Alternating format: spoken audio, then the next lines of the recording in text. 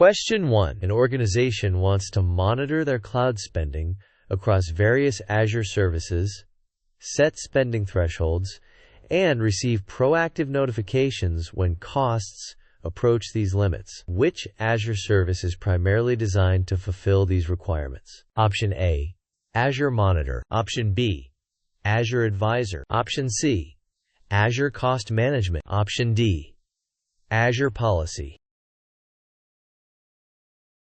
The correct answer is Azure Cost Management. Here's the explanation. Azure Cost Management is a comprehensive suite of tools for monitoring, allocating, optimizing, and forecasting cloud spending, including features like budgets and alerts for setting thresholds and receiving notifications. Question 2.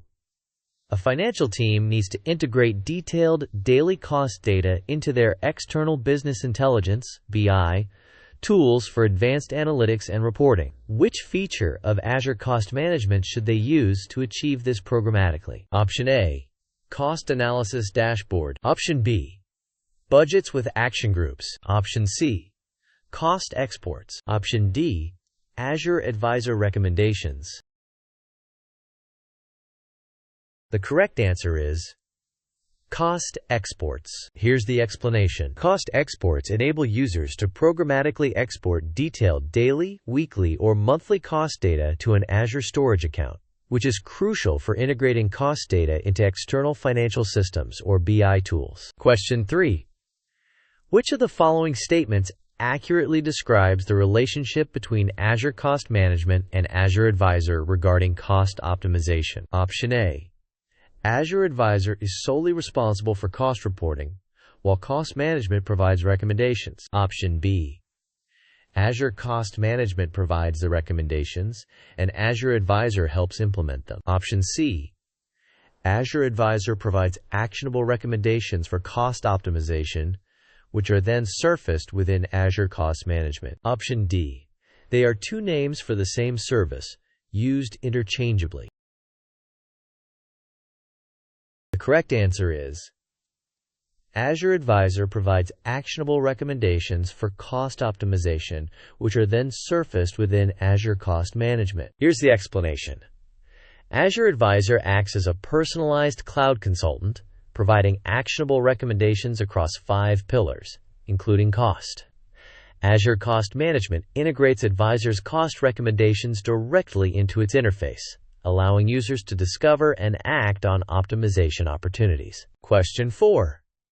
What is the primary definition of an Azure Service Level Agreement, SLA? Option A, a customer's internal target for the uptime of their application. Option B, a legally binding commitment from Microsoft to its customers regarding the uptime, performance, and connectivity of its cloud services. Option C, a tool for monitoring the real-time health and status of Azure services. Option D, a cash refund policy for any service interruption experienced by a customer.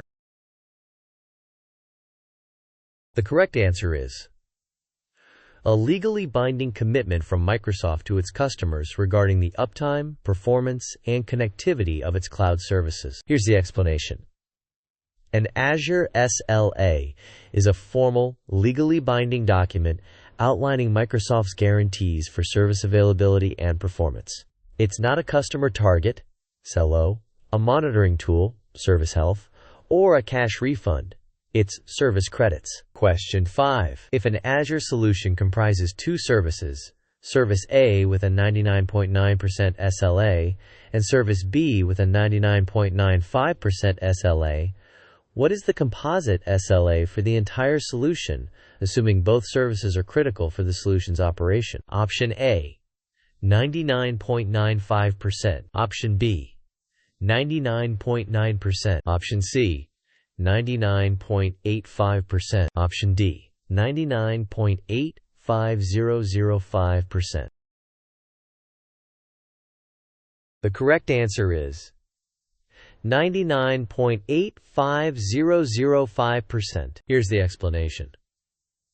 The composite SLA for a solution involving multiple services is calculated by multiplying the individual SLAs. So, 0.999 times 0.9995 equals 0.9985005, or 99.85005%. Question 6.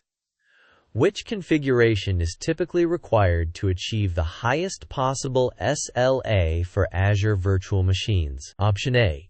Deploying a single VM instance in a single region. Option B.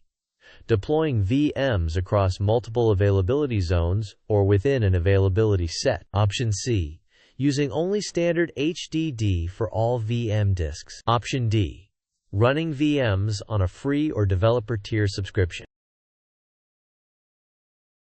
The correct answer is deploying VMs across multiple availability zones or within an availability set. Here's the explanation. To achieve higher SLAs, e.g., 99.95% or 99.99% for virtual machines, you must deploy them across multiple availability zones or within an availability set. A single VM instance generally has a lower or no SLA. Free/developer tiers also typically have no SLA. Thanks for watching. Please subscribe to my channel.